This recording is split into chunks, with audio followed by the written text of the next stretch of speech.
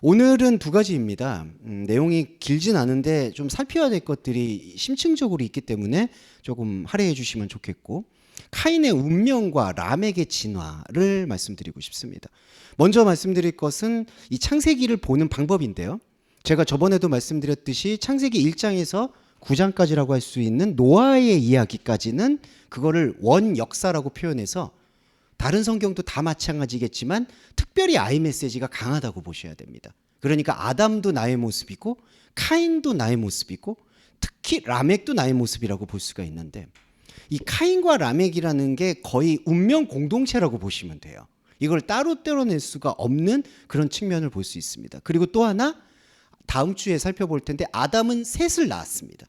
그럼 셋도 역시 아담이 가지고 있는 운명 공동체라는 뜻을 묵상하실 필요가 있습니다. 그래서 마지막으로 노아까지 연결이 되죠.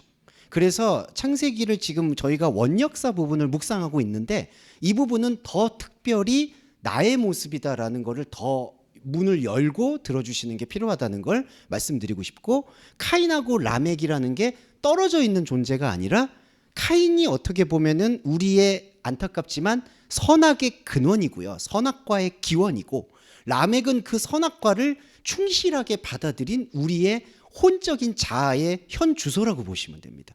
그래서 현 주소가 정말 비참하게 이를 데 없어요. 그거에 대해서 오늘은 좀 힘들지만 철저하게 묵상을 좀 해보는 시간 갖도록 하겠습니다. 말씀 뜻을 풀이라는 거는 어렵지 않은데요, 우리가 묵상하는 게 좀 힘들 거라고 저는 생각해요. 그래서 같이 좀 마음에 다짐을 해주시고 묵상하면 좋겠습니다. 왜냐하면 카인이라는 게 피할 수 없이 우리 모습이니까 이거에 대해서 더 집중해 볼게요. 자, 8절에 보시면 카인이 아벨을 죽였다고 얘기가 나왔었어요. 지난주에 잠깐 말씀을 드렸는데, 아벨을 이제 한글 번역에서는 쳐 죽였다, 하락을 하는 히브리어를 사용했습니다.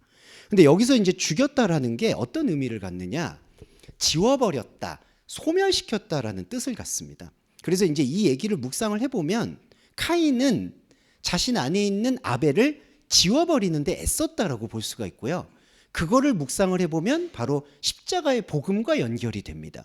왜냐하면 예수께서, 자, 카인은 우리 모습이고 제자들의 모습인데 우리 모습 안으로 예수께서 그리스도로 나타나셨어요. 그런데 우리 제자들이나 우리의 모습은 예수와 그리스도를 일단 분리해서 생각합니다. 예수는 메시아예요. 그러니까 저와 여러분 안에 있는 카인의 속성에서는 예수가 와서 병도 고쳐주시고 물질적인 것도 충만케 해주시고 약속도 지키고 현상의 것을 만족시킬 것 같으니까 예수를 예슈아, 메시아로 모시는 겁니다. 이 이름도 되게 기원이 묘해요. 무슨 뜻이냐면, 예수라는 이름은 우리 한글로 말하면 철수와 영희처럼 매우 흔한 이름이에요. 그런데 유대인들이 왜 그 예수라는 이름을 그렇게 흔하게 지었냐 하면, 예수는 예슈아가 됩니다. 예슈아가 여호수아고 여호와의 이름이 돼요. 그래서 흔한 이름을 짓는 그 이유 중에 하나는 우리는 모두 하나님의 자녀라는 자부심을 새기고 싶어서 예수라는 이름을 흔하게 짓는 거예요. 그러니까 예수 그리스도가 왔을 때 예수를 받아들이는 게 제자들이나 우리들이 눈에 보이는 현상의 만족감을 채워주는 메시아 여호슈아로 받아들이고 싶다는 거죠. 그게 이제 신약을 구약으로 읽는 사람들의 대표적인 특징입니다. 그러니까 구약에서도 잘하면 복을 받고 못하면 저주를 받는다라는 율법에 사로잡혀 있는 태도를 말하는 거죠. 자, 예수를 그렇게 받아들여요. 그런데 예수는 그리스도의 말을 합니다. 그러니까 예수가 예수의 말을 하면은 제자들이 예수 그리스도가 만약에 바리새인이나 대제사장한테 고소를 당한다 그래도 필사적으로 맞겠죠. 그때 여러분 5천 명 정도 모였다고 하잖아요. 그때 성인 남자 5천 명 모일 정도면은 정말 우리나라로 얘기하면은 탄핵도 시킬 수 있는 그 정도의 세력이 있다고 보셔야 돼요. 그러니까 군중이 가장 무섭잖아요, 사실은. 우리가 민심을 두려워한다 이런 뜻을 하듯이, 그때 예수를 믿고 따르던 사람들의 무리는 지금의 인구 구조로 비추어 봤을 때에는 정말 수백만 명에 달한다고 보는 거죠. 이거는 수백만 명에 달한다, 지지율이 그 정도다 그러면은 그냥 왕이고 대통령이에요. 그러니까 제자들이 흥분한 거죠. 사실 아무것도 가지지 않았던 제자들이 자기 모든 걸 포기할 만하겠죠. 왜냐하면 예수가 왕이 되니까. 그런데 예수가 와서서 하시는 일은 예수가 예수 얘기를 하는 게 아니라 그리스도 얘기를 한다는 거예요. 그리스도 얘기를 한다는 것은 독생자의 얘기를 한다는 것이고요. 독생자의 얘기를 한다는 것은 우리가 예수를 메시아로 섬기고 싶어하는 모든 기대를 꺾어버리신다는 겁니다. 그게 십자가 복음이에요. 그래서 누구든지 십자가를 지고 나를 따르지 않으면 하나님을 볼 수가 없다라고 얘기하는 게 바로 이 지점이라는 거죠. 그러니까 예수는 오셔서 그리스도의 말을 하는데 우리 안에 있는 카인은 예수를 예수로 배설하고 싶은 거예요. 그런데 그 기대가 자꾸 어긋나니까 결국 바리새인들이나 다른 종교 제사장들이 고소를 하니까 좋았구나 다 도망가는 겁니다.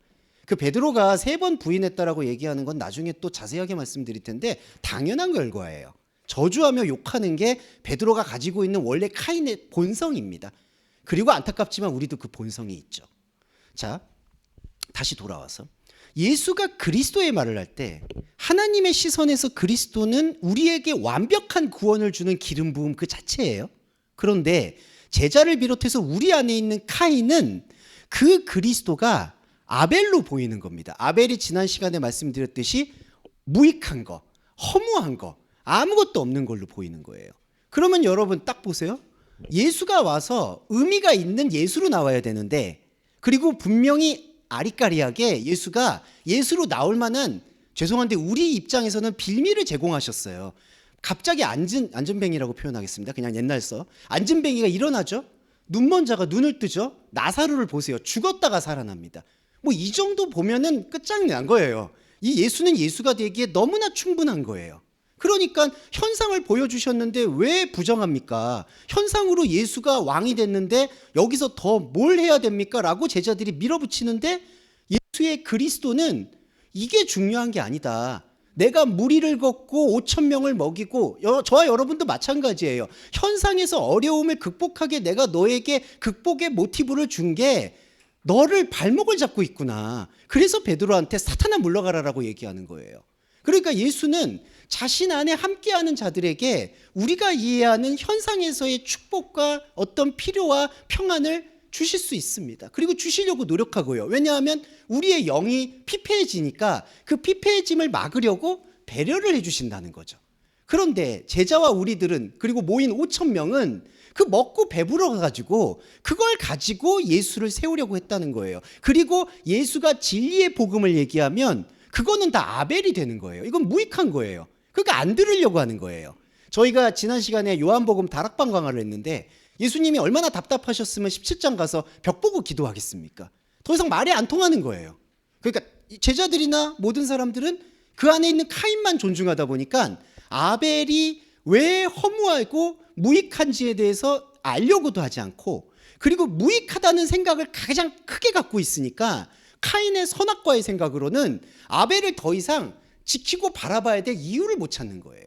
여기 볼까요? 9절에 내가 내 아우를 쇼메르, 샤마르 지키는 자입니까? 라고 물어보는 거예요. 이게 항변이라고 보기보다는 카인 안에서에 있는 혼적 자아의 솔직한 고백이에요.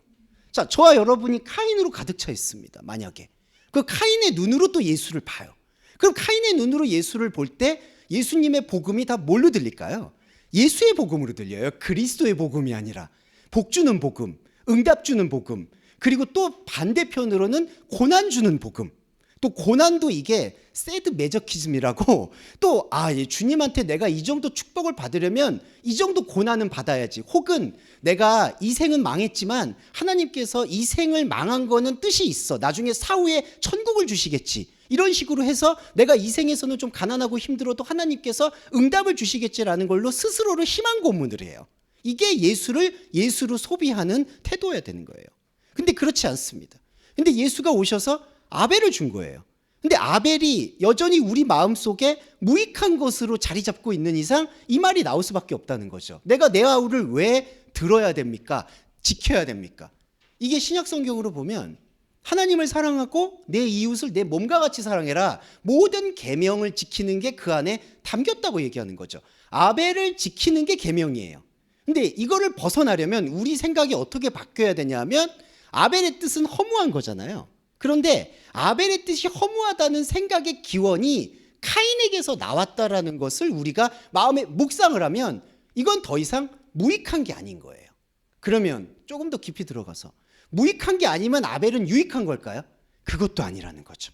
왜냐하면 우리한테 길들여져 있는 생각은 무익하다, 유익하다, 쓸모있다, 쓸모없다로 나누어져 있기 때문에 우리가 또 이거 아벨이 무익한 거 아니야 라는 걸 들으면 이거는 보물이고 보화일 거야 라는 생각을 갖게 된다는 거죠. 예수님 비유 중에 결정적인 비유가 보화를 하늘에다 쌓으라고 해요. 그런데 예수님이 말씀하시는 하늘 우라노스라는 것은 땅이 아닙니다. 저장할 수가 없어요. 그러니까 예수님의 그 말의 뜻은 보물을 땅에다가 하늘에다가 쌓아두라는 얘기가 아니라 보물을 하늘에다가 쌓아둔다는 그 생각과 발상 자체를 버리라는 말씀이 담겨 있다는 거예요. 근데 우리가 안타깝지만 카인 생각은 또 뭐죠? 우리는 이 땅에다가 보물을 쌓는 게 아니라 하늘 보좌에다가 보물을 쌓는다고 생각하죠. 쌓기는 뭘 쌓습니까? 예, 그거 쌓으면 망하는 거예요. 정말 이 숯불을 머리에다 두는 거예요. 하늘은 다 흘러갑니다. 이 얘기를 다시 한번 말라기서를 묵상해 볼까요?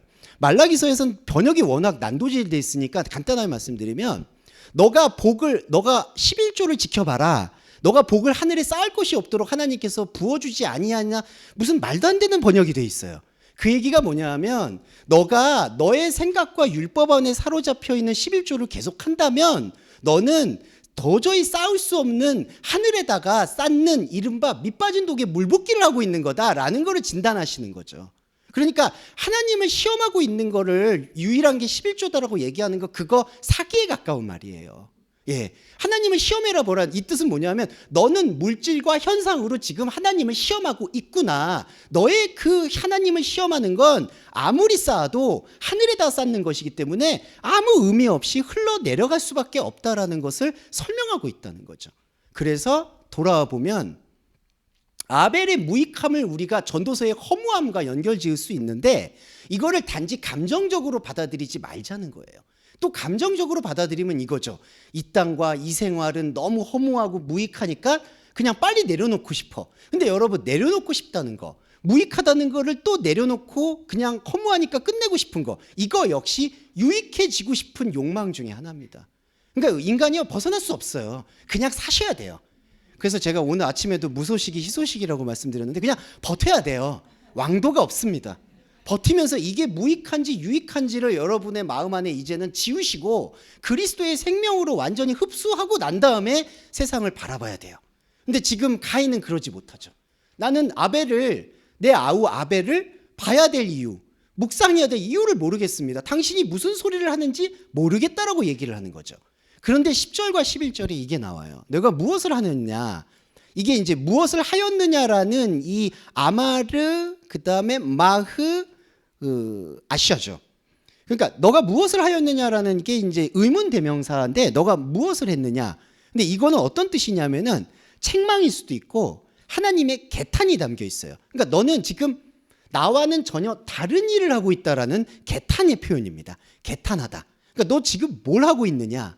지금 하나님이 카인에게 개탄하고 있는 게 뭐냐면 너의 아우의 댐의 콜, 핏소리가 땅에서 소리를 지르고 있다라고 얘기해요. 자, 여기서 이제 우리가 묵상을 중요하게 들어가야 되는 게 이거를 아우를 죽였으니까 핏소리가 땅에서 부르짖는다, 이렇게 이해하는 게 제일 1차적인 해석이에요. 제가 왜 1차적인 해석이라고 얘기를 드렸냐면은 지금 창세기는 살인이라는 이야기를 가지고 와서 육의 살인이 중요한 게 아니라 내 안에 그리스도를 지워내는 살인이 중요하다는 얘기로 지금 다시 번역하는 거예요. 자, 카인과 아벨이라는 얘기는요, 당시보다 훨씬 윗세대의 수메르 문명에 보시면은 첫 살인에 대한 기록들이 다 나와 있습니다. 그러니까 이걸 잘 묵상하셔야 되는 게 창세기가 카인과 아벨을 처음 쓰는 게 아니라는 거예요. 그 전에도 사람이 살인하는 어떤 이야기들이나 신화들은 너무나 많아요. 노아 방주도 물에서 나오는 것도 노아에 있는 창세기만 유일한 게 아니에요.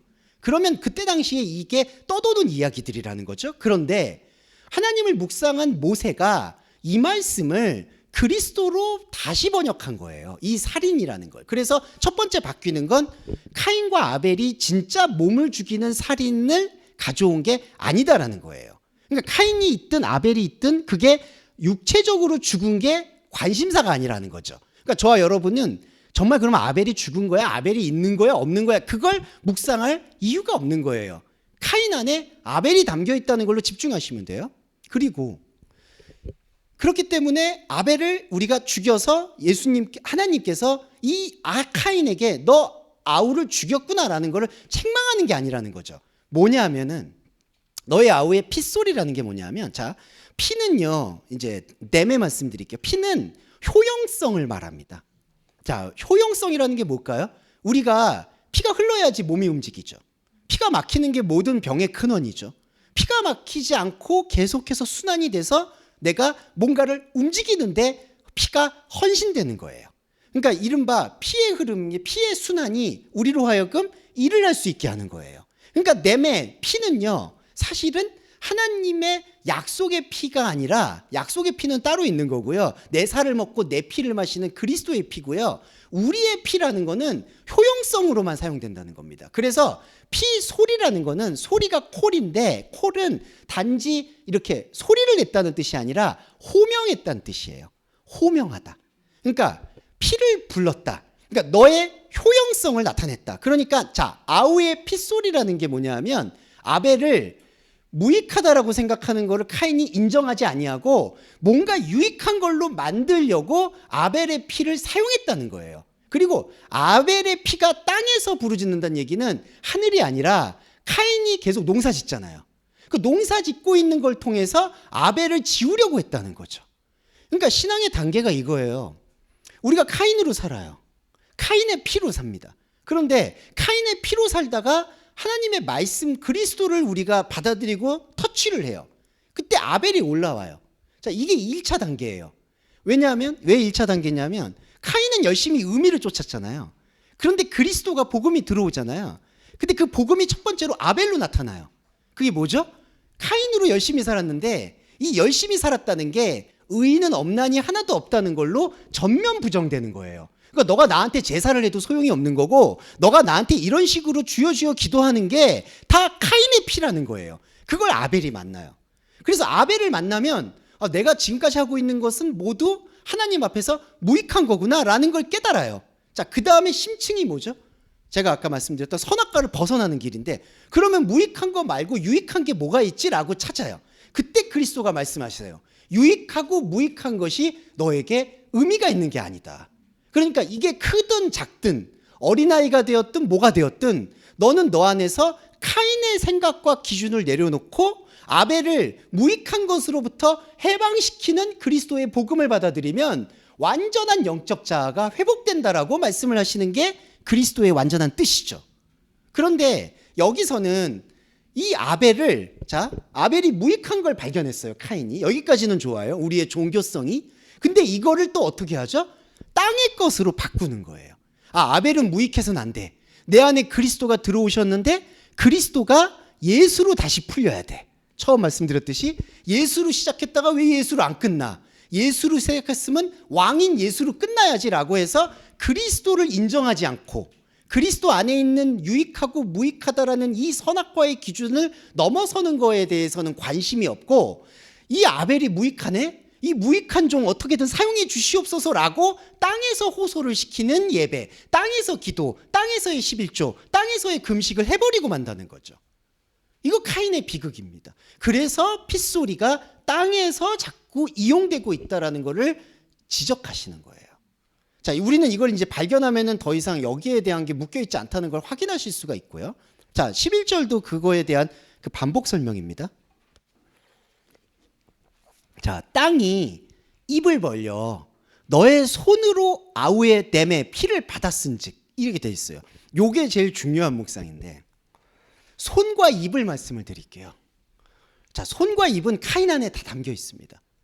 자, 땅은 입을 벌려요, 여러분. 땅이 입을 벌린다는 얘기는요, 열매를 맺는다는 뜻이에요. 근데 땅이 입을 벌리려고 하면은 손을 써야 돼요. 자, 이거는 아주 히브리의 고어나 속담에서 유명하게 나와 있는 거예요. 땅이 입을 벌리게 하려면 너의 손을 사용해라. 이건 탈무드에도 나와 있어요. 그런 게 뭐죠? 열심히 일하는 뜻이에요. 예, 손을 사용해서 땅이 입을 벌리게 하라는 거예요. 이 얘기가 그거예요. 땅이 입을 벌려 너가 사용하는 손에서 아우의 피를 내었다. 아벨의 피가 나왔다는 거예요. 누구의 손에서? 카인의 손에서. 카인의 손은 어떤 손이죠? 농사 짓는 손입니다. 그러니까 농사 짓는 걸로 하나님께 영광 돌리려고 이 XX를 하는 거예요. 지금 하나님, 내가 지금 이 땅에서 하나님이 주신 이 땅 내가 정복해서요 씨를 뿌렸고요 열심히 하나님의 영광을 돌렸어요. 그러니까 당신은 이거 받아야 돼요 라고 손에서 지금 우리 안에 있는 그리스도의 피를, 십자가를 다시 못 박듯이 주님 보혈을 주셨으니까 내가 이 피 드릴게요 라고 외치는 거예요. 그러니까 뭐가 나오죠?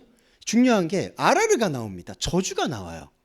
지난번에 제가 저주를 말씀을 드렸을 때 저주는 항상 복을 가지고 옵니다. 그러니까 우리가 진짜 토부를 이해한다면 아라르가 없는 토부, 그러니까 저주가 없는 토부의 세계로 들어가요. 하나님은 악에게 시험을 받지도 하지도 않는다라는 말씀을 기억하셔야 돼요. 악을 이기는 게 아니에요. 악이라는 것은 우리 안에 있는 결핍을 뜻하기 때문에 우리의 결핍을 충족시키기 위해서 그리스도가 오신 게 아니라는 거예요. 우리의 결핍은 결핍이에요. 그냥 선악과가 아니에요. 그냥 저와 여러분이 인생을 살면서 현상적으로나 혼적으로 내 안에 무언가 결핍이 있구나라고 생각하시면 좀 힘드시고 가슴 아프시겠지만 그 결핍을 그냥 현상세계에서 인정을 하시는 게 필요한 거지. 주님, 이 결핍을 메워주시옵소서. 메워주시면 내가 하나님께 깊이 영광을 돌릴 것입니다 라는 그러한 자기다짐이 아니라는 거죠. 그러니까 여기서 저주가 왔다는 거는 카인이 아벨을 그리스도의 말씀으로 받아들이지 못하고 땅의 것으로 계속해서 이 아벨조차도 자기 소유로, 자기 손으로 뭔가를 만들어서 하나님께 바쳤다는 거예요. 그러면 그 하나님이 누굴까요? 참 하나님이 아닙니다. 자기가 만든 예수예요. 자기가 만든 예수한테 자기가 스스로 북치고 장구쳐서 땅의 입을 강제로 벌려서 손으로 웅기적 해서 만들어서 바친 거예요. 그러면 만들어서 바쳤어요. 자, 이제 이때부터가 지옥인데 만들어 바치면 자, 내가 있고 하나님이 있어요. 내가 만든 하나님이. 하나님한테 내가 바쳐요. 자, 근데 어떤 현상이 일어날까요? 하나님이 인자한 형상을 할까요? 아닙니다.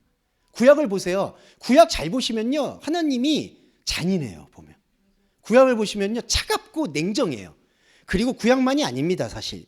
예수님의 신약성경도 보시면 예수님이 무정해요. 무정. 왜냐하면요. 제자들이 좀 어떻게 좀 뭐 가자 그러면 갑자기 산으로 가시죠. 그리고 뭐 갑자기 막 쫓아내죠. 그리고 제가 봤을 때 베드로가 분명히 나이가 위일 텐데 그렇게 욕을 하질 않나. 예, 그리고 그때 당시에 바리새인들은 누구한테도 욕을 안 먹는 우리 시대로 말하면 큰 어른들이거든요. 사실 사두개인이나 열심당원들은 좀 욕을 먹을 수 있어도, 근데 그런 사람들 앞에 가서 면전에다가 욕을 하죠. 이게 무슨 사실은 되게 페르나 같은 모습을 보이죠. 페르나 같은 모습 중에 하나는 마리아가 찾아왔는데 누가 내 어머님이야 저리 가라 이렇게 얘기하시죠. 이것만 현상적으로 보세요. 이거 완전히 빌런이에요. 지금 요즘으로 말하면. 자, 이게 그렇죠. 구약 성경도 하나님이 정말 차갑습니다. 도대체 살아있을까 싶어요. 근데 왜 구약 성경에서 그런 하나님이 등장할까요? 구약 성경의 묵상의 포인트는 그렇게 차갑게 나타난 하나님이 진짜 하나님이 아니라 우리가 저주를 품고 보게 되는 하나님이라는 거죠. 이상한 게요. 우리는 땅에서 열심히 기도하고요. 열심히 바쳐요. 근데 그때 머리를 들면요. 아, 이 정도는 됐겠지. 내가 20일 금식하면 됐겠지. 내가 이만큼 헌신하면 되겠지. 목회자들 같은 경우에는 내가 이만큼 성도분들과 열심히 살아서 일구었으면 됐겠지 하고 고개를 들어요. 하나님을 봐요. 어떤 생각이 들까요? 아라르가 들어오는 겁니다. 복은 아주 미미하고요. 저주만 들어와요. 그러면 하나님이 나를 아직도 연단시키시는구나. 그거는 좋은 마음가짐을 가진 사람들. 근데 좋은 마음가짐이요. 그 진심이 오히려 사람을 망치는 거예요. 오히려 그때 질문을 해야 돼요. 왜 하나님 나한테 이렇게 깽판을 치시냐?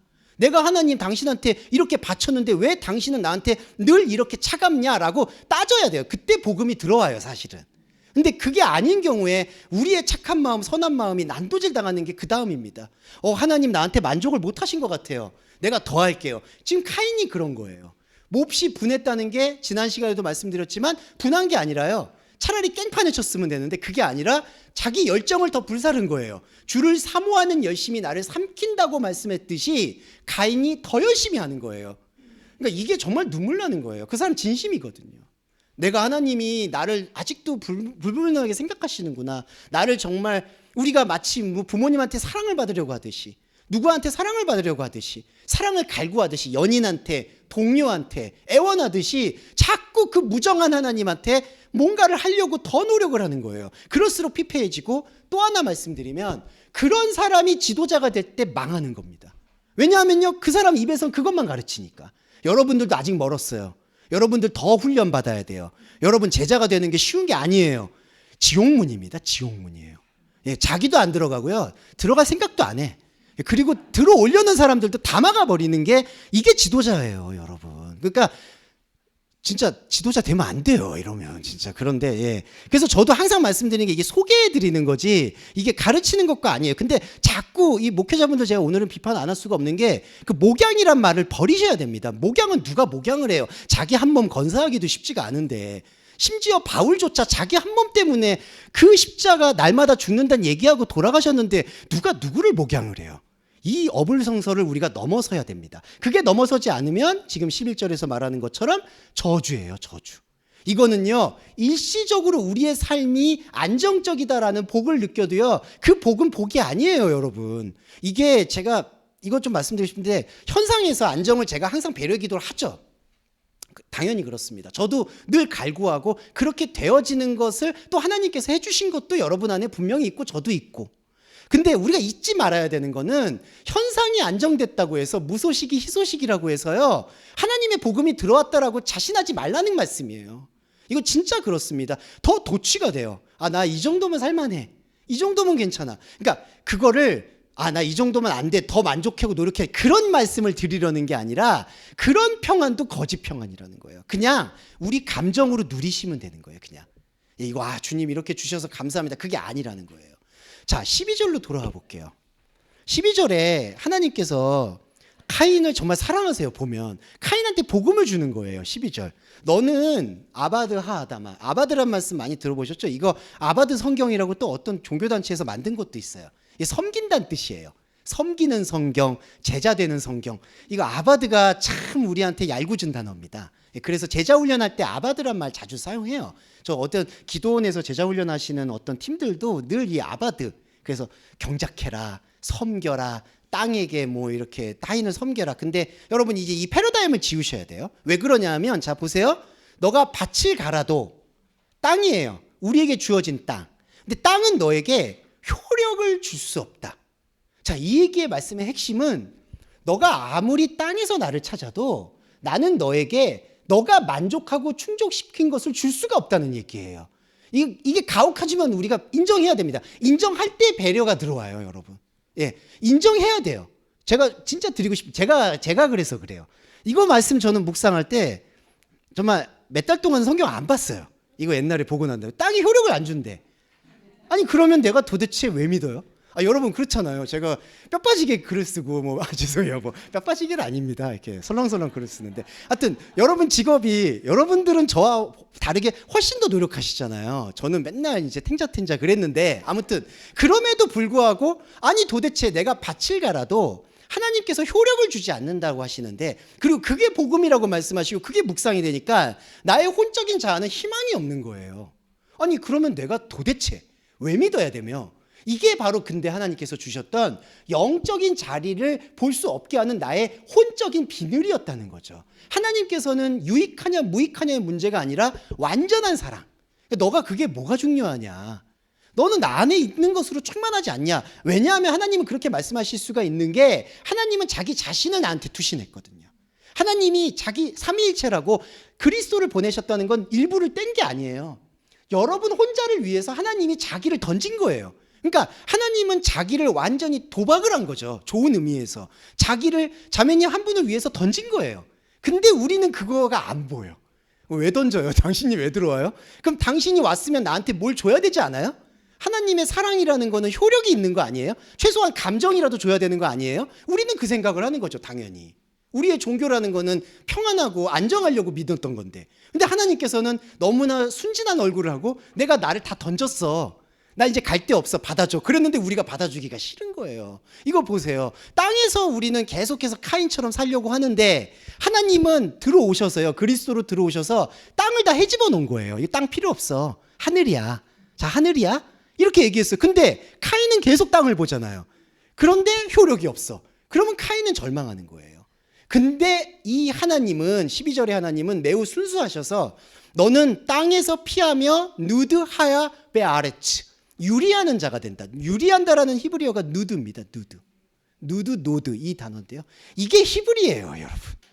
그러니까 이게 복음이에요. 너는 땅에서 없어져야 된다. 그래서 여러분 5장에 가면요, 에녹이 등장합니다. 에녹이 세상이 더 이상 볼 수가 없다라고 번역이 돼요. 땅이 더 이상 볼 수가 없다. 이거 지금 똑같은 상황이에요. 너는 카인아, 너는 아벨의 복음을 발견하면 땅이 너를 보지 못하고 너는 땅에서 계속 유리하고 방황하게 될 것이다 라고 얘기를 해요.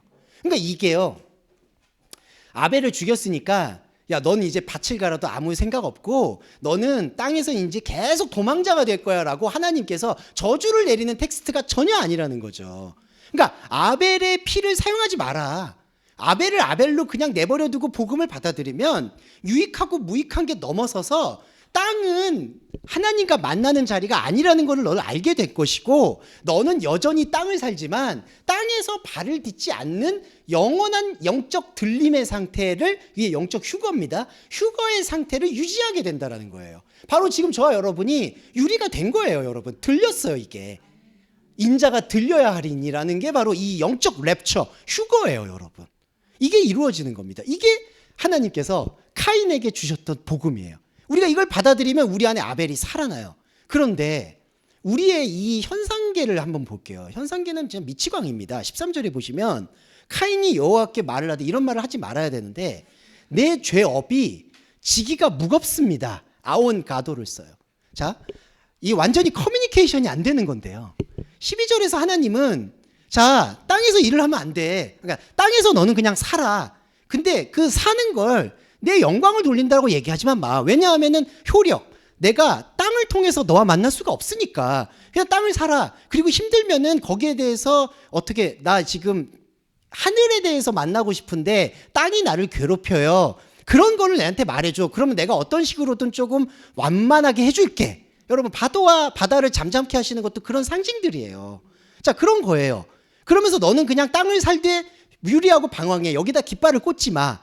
그런데 13절은 뭐냐 하면요, 이 말은 아예 안 들리고요. 이게 어떻게 들리냐 하면은 근데 나는 그러면은 땅에서 이제 일을 해도 계속 방황한다는 얘기네? 그럼 나 어떻게? 땅에서 살았는데. 그래서 이게 하나님이 주신 저주구나라고 생각한다는 거예요, 카인이. 근데 이게 아니죠. 복음에 대한 오해입니다. 복음은 그게 저주가 아니라 복음이라고 얘기했는데, 카인은 여전히 저주가 남아있으니까 내 죄업이 너무 무겁다라고 얘기를 한다는 거예요. 이거는 하나님이 주신 고통이 아니에요. 자, 고난을 우리가 얘기할 때 고난 말씀 조금 드리고 가겠습니다. 고난을 얘기할 때 우리가 중요하게 구분해야 될 고난이 있습니다. 이게 약간 미세하지만 예리하게 겹쳐있기 때문에 좀 설명드리고 싶은데, 복음을 깨우쳐서 느끼는 고난이 참 고난이에요. 이 고난은 자기 자신과의 싸움입니다. 사실은 영적 전쟁이에요. 그런데 여러분 잘 보시면, 여러분이 혼적자가 혼자 존재하지 않아요. 여러분의 수많은 관계들이 있어요. 이게 이제 운명일 수도 있고 업일 수도 있습니다. 이 불교 용어가 아니라 엮여 있어요. 그러니까 여러분이 하나님의 말씀을 흡수하려고 할 때 여러분의 생각이 타인들이나 교육에 의해서 다 시줄 날출처럼 길들여졌기 때문에 이게 동요하는 거예요. 그리고 여러분들을 알고 있고 여러분들과 관계하고 있었던 다른 타인이나 관계자들도 같이 동요가 되는 거예요. 거기서 나타나는 영적인 몰이해와 커뮤니케이션, 소통이 안 되는 거, 이런 것들은 분명히 존재합니다.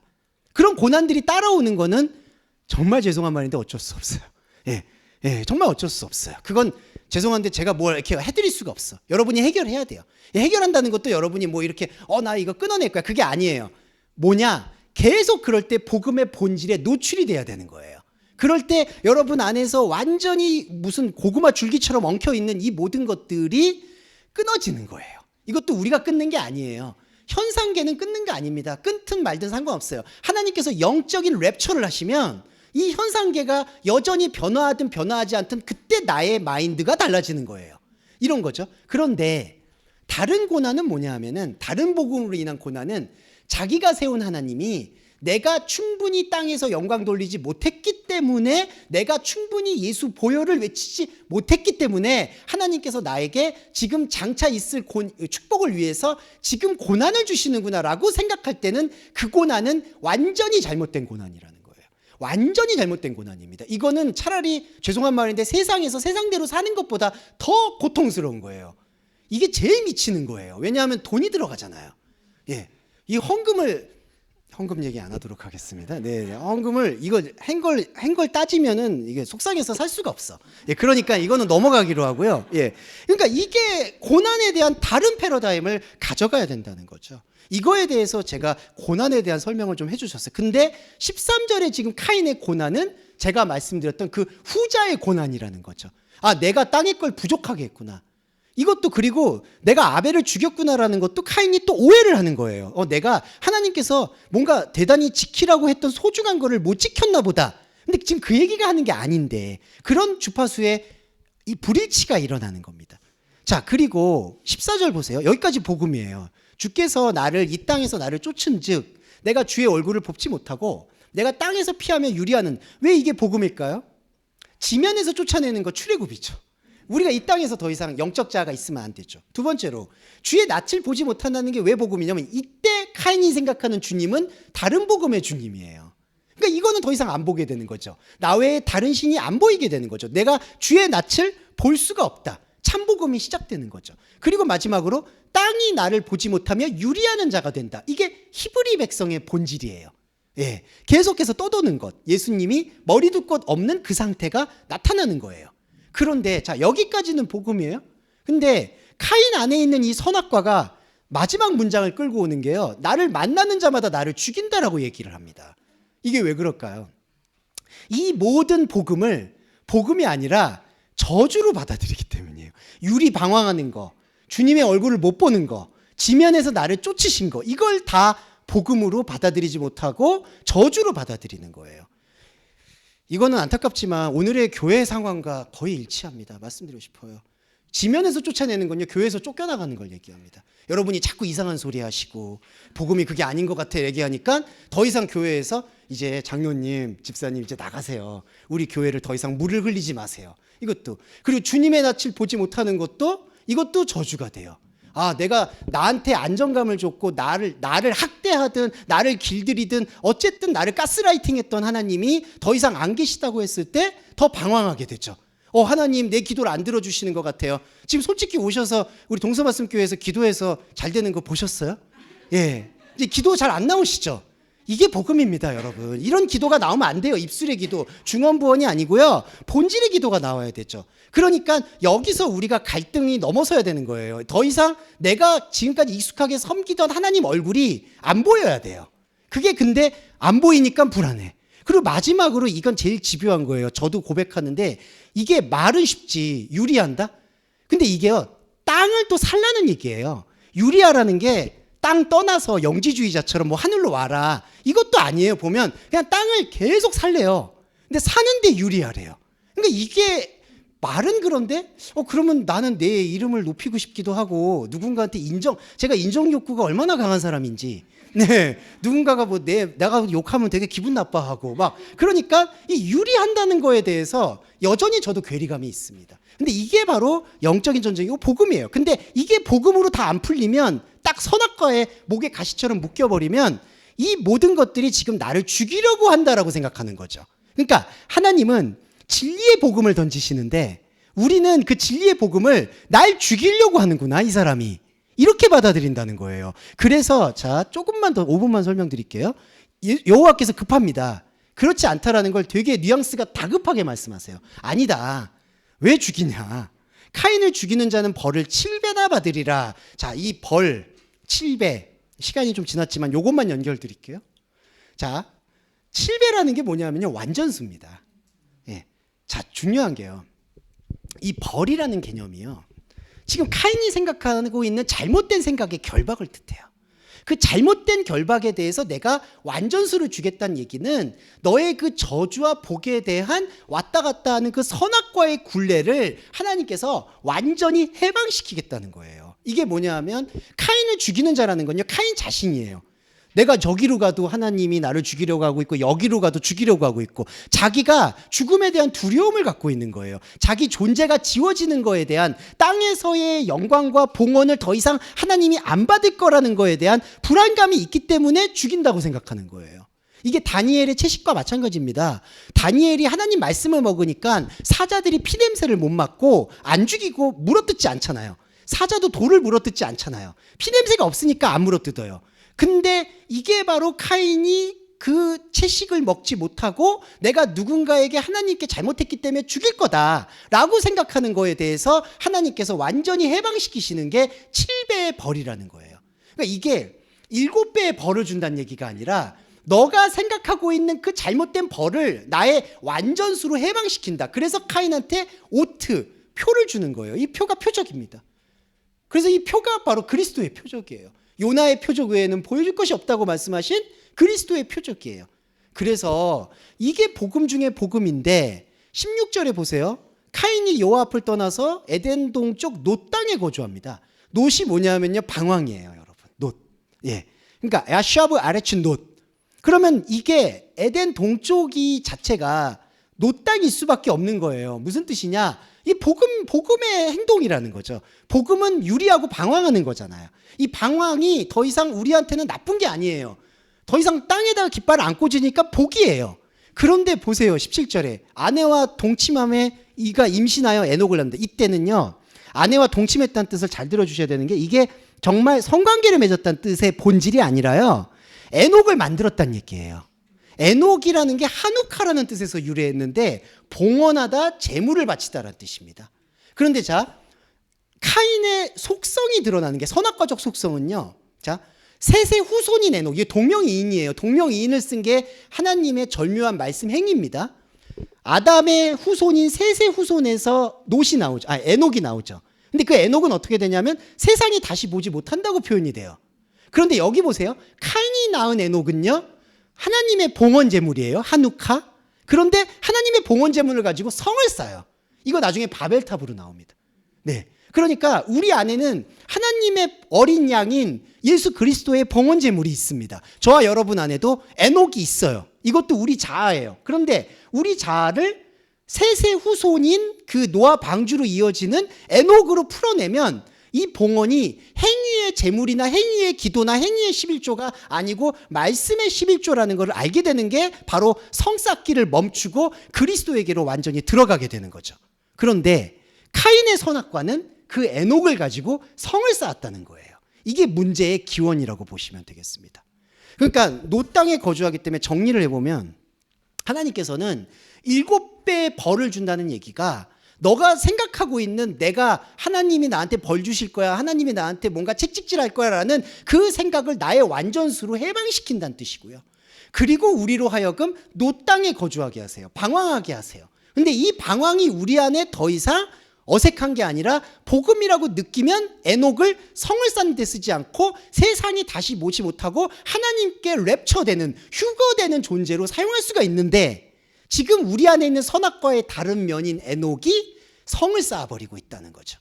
그래서 우리는 이것만 인지하시면 됩니다. 내 안에 있는 혼적 자아는, 영적인 자아는 성을 허무는데 혼적인 자아는 성을 쌓고 있구나, 이렇게 이해하시면 좋을 것 같아요. 자, 에녹의 계보인데요, 여러분 이 원역사에서 계보가 연결되고 있는 부분들은 다 나의 자아의 줄기라고 좀 이해해 주시면 좋을 것 같아요. 그러니까 이 이름들은 사실은 중요하지 않아요. 이게 원문 또 원전하시는 분들은 요 뭐 무흐 야헬, 무드사엘, 무드셀라 뭐 이런 식으로 뭐 연관관계라는데 그거는 그렇게 중요하진 않습니다. 단지 이름일 때 중요한 거는 그 동명이인을 쓸 때 의도가 있어요. 아까 제가 말씀드렸듯이 그 에녹을 사용할 때 카인이 낳은 에녹은 성을 쌓고, 그 다음에 셋의 후손이 낳는 에녹은 하나님이 데려가신다고 얘기하죠. 이제 그럴 때에는 특정한 좀 의도를 품었다라고 보시면 됩니다. 근데 그것 외에는 이 이름들은 크게 중요하진 않아요. 무드사엘하고 라멕. 근데 라멕도 의미가 그렇게 이 이름의 고유명사적 의미가 중요하진 않아요. 뭐 맛보다, 뭐 두들기다, 요 정도 의미가 있는데 중요한 건 뭐냐면요, 아내를 2명 맞이했다는 겁니다. 네.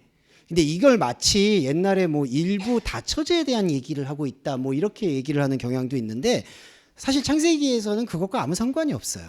예, 예. 그러니까 아내를 2명 맞이했다, 안 맞이했다 이것과는 상관이 없습니다. 그리고 여러분 잘 아시겠지만 상관이 없어야 되는 게 이걸 만약에 문자 그대로 보시면 지금 아담 후손에서 카인 아벨만 나왔는데 도대체 두 아내가 어디서 나왔냐? 뭐 그래서 아마 뭐 네피립이 나오고 뭐 하나님의 아들들과 뭐 이렇게 땅의 아들들 얘기가 나오는 것 같은데 이거는 모두 상징이란 표현이 아니라 우리 안에 있는 영적인 스펙트럼에 대해서 설명하고 있다라고 보시면 되고 그 영적인 관계 속에서 우리의 영을 생명으로 보지 못하게 하는 결박에 대해서 설명하는 게 바로 샤네 이샤 두 아내라고 보시면 됩니다. 예, 자, 두 아내가 뭐냐면요. 요거 조금 풀어드릴게요. 이게 참 슬픈데 우리 아내는요. 자, 라멕 아내도 그렇고 우리 아내도요. 남자와 여자가 있어요. 그러니까 그리스도의 말씀을 받아들이는 여성이 있고요. 그 말씀을 잉태해서 강건하여지는 남자가 있어요. 그래서 하나님께서는 우리한테 온전히 들어오셔서 우리의 자칼레케바 남자와 여자를 온전하게 회복시키셔서 한 몸을 이루십니다. 그게 바로 생명의 삼위일체가 되는 건데요. 근데 이 남자와 여자의 관계가 어그러질 때 어떤 현상이 벌어지냐 하면 우리 안에 있는 세워지고자 하는 남자가 두 아내, 두 자궁을 받아들여서 이렇게 서로 거래하게 만든다는 거예요. 그러니까 이 아내라는 존재, 우리 안에 있는 자궁이 하나님의 말씀을 받아들여서 그 말씀을 받아들인 걸로 말씀으로 나와야 되는데 이 말씀은 우리가 하나님께서 늘 주시거든요. 뭘로 주시느냐? 현상의 재료와 파편으로 주세요.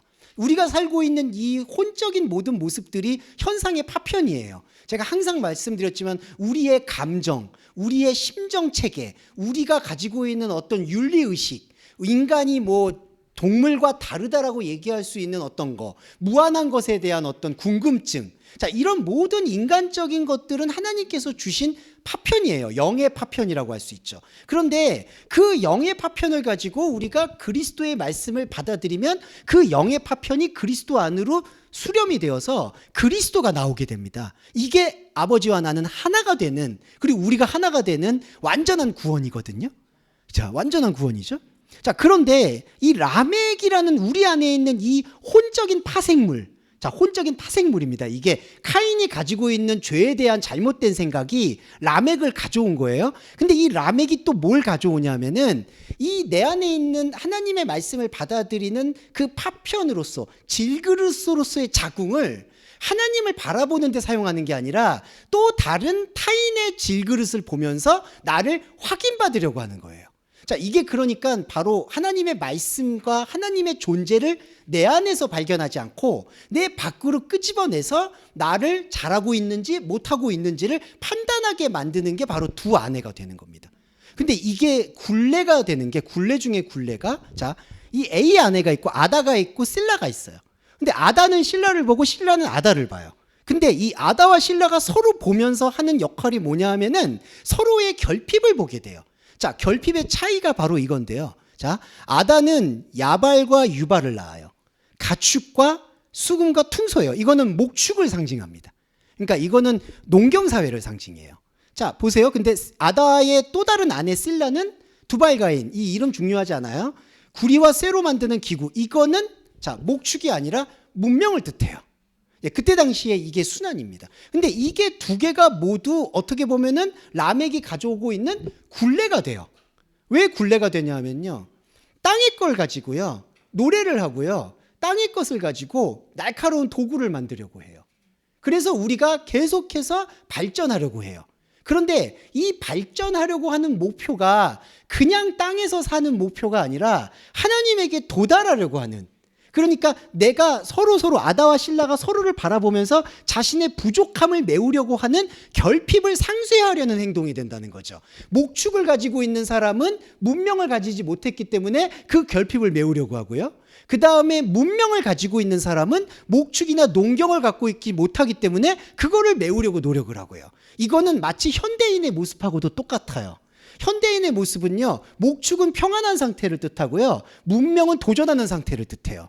근데 평안한 상태만 있으면 내가 도태되는 것 같아서 도전하려고 해요. 도전하는 상태만 있으면 우리가 마치 힐링을 얘기하듯이 나는 이제 번아웃이 왔으니까 쉬고 싶다라고 얘기해요. 근데 여러분, 이 모든 자기 개발이나 자기 힐링이나 자기 치유나 그런 것에서 파생된 종교가 하나님의 말씀을 말씀으로 낳는 것과 아무 상관이 없이 아내가 아내, 서로가 서로에게 결핍만 보다가 끝나는 거예요. 네, 이게 굴레라고 보시면 됩니다. 네, 이게 바로 라멕이 만들어낸 세계예요. 근데 그 라멕의 세계가 안타깝지만 저와 여러분 안에 이렇게 뿌리 깊게 내재되어 있습니다. 안타깝지만 저만 해도 이게 너무나 깊이 내재되어 있어요. 쉬고 싶다. 아니면 도전해야 된다. 여러분, 이게 인간이 사는 굴레가 이거예요. 이렇게 쉬고 있으면 도태되겠지. 또 뭐 하려고 해요. 또 그랬다가 또 뭘 하려고 하면 내가 인생을 이렇게 살아서 뭐해. 그래가지고 또 내려놓으려고 해요. 그러다가 또 나 이러다가 시골로 죄송해요. 시골을 폄하하는 거 아닙니다. 자연인 폄하 진짜 아니에요. 근데 내려왔는데 마음이 편안하다고 얘기했지만 평안이 뭔가 흔들리는 순간이 분명히 와요. 그러면 또 뭔가 날카로운 칼을 찾아 또 가. 그래서 또 뭔가 성공했다 싶은데 성공이 또 그게 아니죠. 내가 성공했다 싶으면 나보다 더 성공한 사람 보이죠. 그러면 또 이게 성공해서 뭐해? 또 들어와요. 이게 라멕이에요, 여러분. 예. 자, 그리고 이 라멕이 무서운 게요.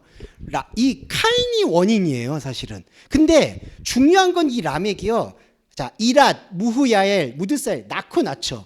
이게 바로 퇴적인데, 자, 퇴적이 중요한 게 카인은요, 하나님하고 대화를 했잖아요, 여러분. 그러니까 우리 안에 있는 혼적 자아의 기원은요, 하나님의 말씀을 그래도 들어요, 여러분. 그렇죠. 하나님의 말씀을 직접 들었어요. 이게 바로 우리의 혼적 자아의 맨얼굴이에요. 그러니까 저와 여러분이 이 믿음을 가진다는 단계에서 카인을 만나는 거는 사실은 이제 진짜 아벨의 그리스도를 발견할 수 있는 초입이었다는 거죠. 그러면서 하나님한테 질문도 할 수 있고 하나님의 말에 대해서 반응도 할 수 있는 단계예요. 근데 문제는 제가 시간을 악마라고 얘기했던 게, 자, 카인은 우리 안에서 하나님하고 적어도 만날 수는 있는데 이게 카인이 다른 생각을 죄업이나 중한 거나 선악과나 이런 것들을 다른 사람과 만나고 살고 직업 갖고 사랑하고 뭐하고 지지고 볶다가 이걸 자꾸 쌓는 거예요, 여러분. 그러면 라멕이 나와서 이제 아내를 2명을 딱 만들어 버려요. 그러면요, 이 아내가 2개 거울인데 이 2개 거울만 봐요. 이제는 더 이상 카인의 원단계에서 카인의 혼적 자아가 의인은 없나니 하나도 없다라는 그 영적인 접점은 상관이 없고 이렇게 쭉 퇴적이 되니까 여기서 그냥 지지고 볶는 거예요. 네. 그리고 더 안타까운 건, 자꾸 안타까운 것만 얘기해서 또 안타까운데, 우리의 종교의 말씀 자체가 여기서 카인과 하나님의 대화로 이제 쓰임을 받아야 되는데 이게 완전히 이 물결, 풍랑, 쓰나미처럼 이 라멕으로 완전히 풀이가 되는 거예요. 이게 바로 찬미하고 헌금하고 이런 겁니다. 이 날카로운 건요, 이게 화폐란 뜻도 있어서요. 이거 돈이고요, 이거 헌금이고요, 여러분. 이 두발가인. 이 수금과 퉁소는요, 헌금했으니까 마음 편하려고 찬양하는 거예요, 여러분. 예, 안타깝지만 그렇습니다. 우리가 그걸 통해서 우리의 혼을 위로받고 라멕을 붙잡고 2 아내를 어떻게든지 건사하려고 하는 거예요. 예, 이게 말도 안 되는 행동이 되는 거죠. 그래서 여기 보세요. 이런 말도 안 되는 행동이 자 어디에 있느냐? 23절 말씀드리겠습니다. 라멕이 아내들한테 말을 해요. 자, 이제 카인에게서 라멕이 나왔어요. 그리고 라멕이 이렇게 쌓였어요. 네. 네, 알겠습니다. 네. 네. 네, 네. 자, 말씀 이어갈게요. 카인에게서 라멕이 쌓였어요. 자, 라멕은 더 못 봐요. 이제 더 못 보는 걸 우리가 이제 인지할 때 이게 분쇄가 됩니다. 자, 인지가 필요한데요. 라멕이 이제 아내 2을 불러요. 아다와 실라여, 내 목소리를 들어라. 목소리를 들으란 얘기는 뭐냐 하면요, 이것도 호명인데요. 아다와 실라여, 너희들은 중요하다, 이 얘기예요. 아다와 실라여, 너희들은 나다, 이렇게 얘기하는 거예요. 내 목소리를 들어라. 그리고 라멕의 아내들이여, 내 말을 들어라. 이건요, 아다와 실라한테 목소리를 줬다는 건 아다와 실라를 인정해 줬다는 얘기고요. 또 마지막에 라멕이 자기를 객관화해서 라멕의 아내들이여, 내 말을 들어라, 이렇게 얘기를 해서, 이게 중요한 게 라멕이 자기 자신조차 자기로 인정하지 못하고 놓쳐버리는 거예요. 이게 3인칭 기법인데요. 지금 보세요. 라멕이 말을 했죠. 근데 라멕이 자기를 라멕이라고 얘기해요. 자, 이게 뭐냐면요, 심리학적 용어가 아니라요, 그리스도인이 아닌 존재에게는 제가 단언컨대 나를 진짜 나로 한 번도 살아본 사람이 아니라는 거예요. 이게 무슨 뜻이냐면 라멕은 자기가 인생을 열심히 살았다고 생각하고 이게 나라고 생각해요. 근데 어느 순간 그 나가 라멕이 돼버려요. 그러니까 자, 내가 진짜가 있고 라멕이 분리되는 게 아니라요, 내가 지금까지 하나님과 상관없이 껍데기로 살았다가 나는 완전히 송두리째 없어지고 하나님의 영적 자아는 송두리째 없어지고 그냥 라멕이라는 존재에게로 자기가 휩쓸려 버린 거예요. 그러니까 인생이 완전히 허무입니다, 이거는. 네, 그러니까 카인의 어떤 영적 접점도 없이 라멕은 이제 완전히 표류하는 거예요. 하나님의 세계하고 아예 상관없는 표류가 돼버리는 거죠. 라멕은 자기가 깃발을 꽂고 있다고 생각하는데 그건 거짓말이고. 자, 그러면서 아내한테 무슨 얘기를 하냐면요, 나의 상처로 말미암아 내가 사람을 죽였고 나의 상함으로 말미암아 소년을 죽였다. 파차오 하라그, 옐레드 하라그, 옐레드 하브라우도 이제 하라그니까. 요것만 설명드릴게요. 이거 참 슬퍼요. 파차오 하라그는 사람을 죽였다는 건요, 사람을 죽였다는 얘기는 내가 살고 있는 삶 속에서 두려움을 말해요. 근데 그 두려움의 기원이 뭐냐? 태어난 걸 말해요. 옐레드, 소년. 소년이라는 게 태어난 걸 말합니다. 자, 태어난 게 뭐죠? 영적인 자아를 만날 수 있는 혼적인 자아예요, 여러분. 이 소년. 어린아이가 내게 오는 거를 막지 말아라, 이 뜻이 뭐냐 하면 하나님과의 관계에만 집중할 수 있는 태도가 소년이에요. 근데 소년을 죽였다라고 얘기하는 이 고백은 뭐냐 하면은 온전한 영적 고백이라기보다는 내가 하나님의 관계에 대해서 너무나 두렵다는 것을 계속해서 고백하는 거예요. 두 아내한테. 두 아내가 계속해서 하나님께 제물을 바치고 노력을 하고 뭔가를 하는데 거기에 대해서 이 라멕은 여전히 하나도 만족을 못한다는 거예요. 그게 우리 모습 안에, 혼적인 모습 안에 담겨 있다는 겁니다. 자, 중요한 건요, 저와 여러분이 이 말씀을 인지하잖아요. 그러면은 거룩한 게 일어나요. 거룩이 분리해요.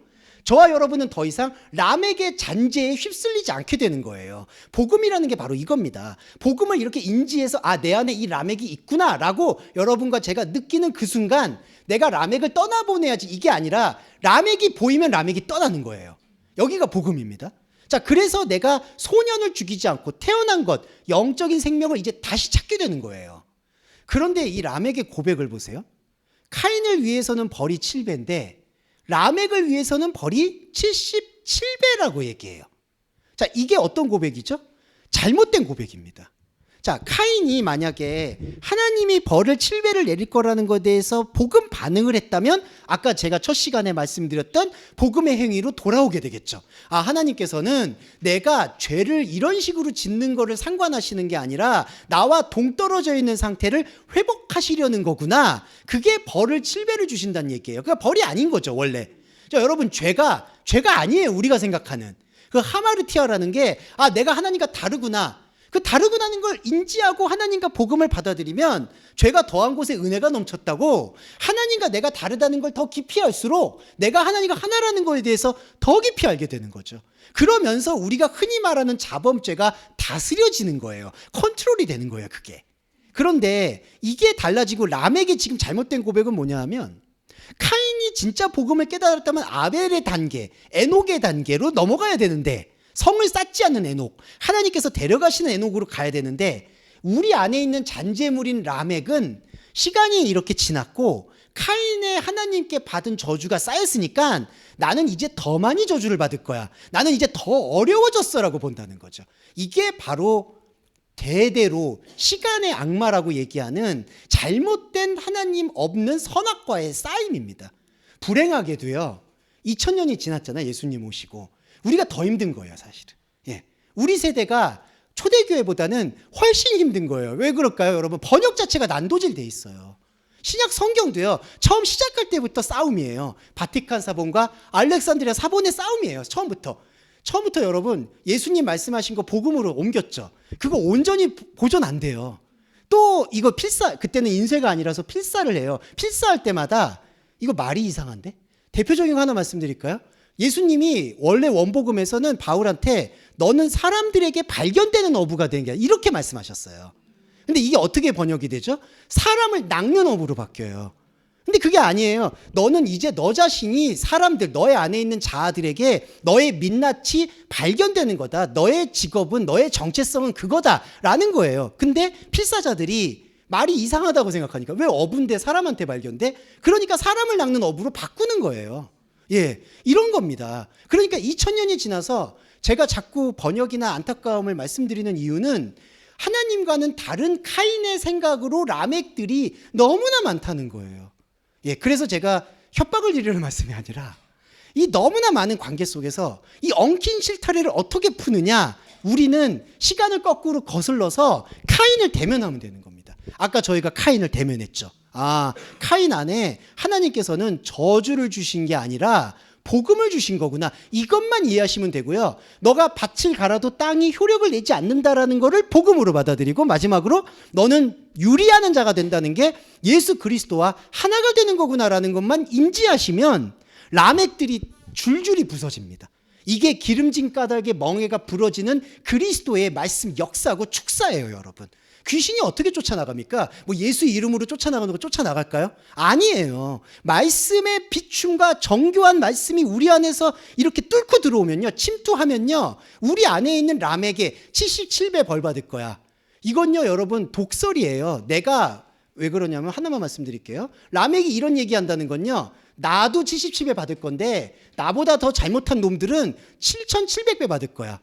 이런 거예요. 이게 복수가 복수를 낳고, 왜 나만 저주받아요? 왜 저 사람들은 뭐예요? 여러분, 우리가 교회 받을 때, 교회 믿을 때 바로 이런 게 나와요. 야, 저 믿지 않아서 짐승들. 나는 99마리 양. 나는 하나님께서 사후에 천국을 주셨어. 저 바깥 사람들은 아무리 세상에서 잘 살아도 나는 하나님이 주신 게 있으니까 괜찮아. 그 사기고 기만입니다. 예, 진짜 기만이에요. 자기 기만에 빠져버리는 것을 우리는 벗어나야 됩니다. 이 람에게 허물을 완전히 부수어내는 관계. 예수님이 베드로한테 한 말씀만 말고 마무리할게요. 예수님이 베드로한테, 베드로가 이런 얘기하잖아요. 내가 7번씩 7번 용서하면 됩니까? 그러니까 내가 7번 용서하면 됩니까? 그랬더니 예수님이 49번이 됐든 뭐가 됐든 7번씩 7번 용서하라고 하죠. 이게 뭐냐 하면 바로 이 구약 성경의 미러링이에요. 너가 벌을 벌로 생각하고 있는 거에 대해서 돌아보라는 얘기예요. 그러니까 계속 용서하라는 얘기가 아니에요. 그리고 신약 성경에서 용서도요, 사람의 죄나 사람의 잘못을 자범죄로 용서하는 얘기가 아니에요. 우리 안에 하나님이 주신 말씀으로 우리 안에 있는 라멕을 아피엠이 떠나보내라는 게 용서예요. 용서는 그게 아닙니다. 우리가 감정적으로 용서한다고 될 일도 아니고요. 그냥 우리 마음 편하자고 떠나보내는 건 세상의 용서예요. 그건 우리 마음이 편하니까, 계속 마음에 앙심을 품으면 힘드니까 떠나보내면 되는 거고요. 하나님의 용서는 우리 안에 있던 람에게 잔재를 떠나보내면 됩니다. 그래서 70번씩 7번 용서하는 얘기는 죽을 때까지 사람을 용서하는 얘기가 아니에요. 이거 사람 죽습니다, 여러분. 정말 죽어요, 여러분. 예, 진짜예요, 여러분. 이거 그냥 쌓여올다가요, 이제 머리에 숯불 쐈다가 화병으로 끝나는 거예요. 이러면 안 됩니다. 그래서 그거는 그거대로 스트레스 매니지먼트를 하시고요. 여기 오셨을 때는, 그러니까 이제 저희 교회가 이제 냉랭한 게, 왜냐하면 막 이렇게 용서 같은 거 하고 그러면은, 자매님 얼마나 힘드셨어요.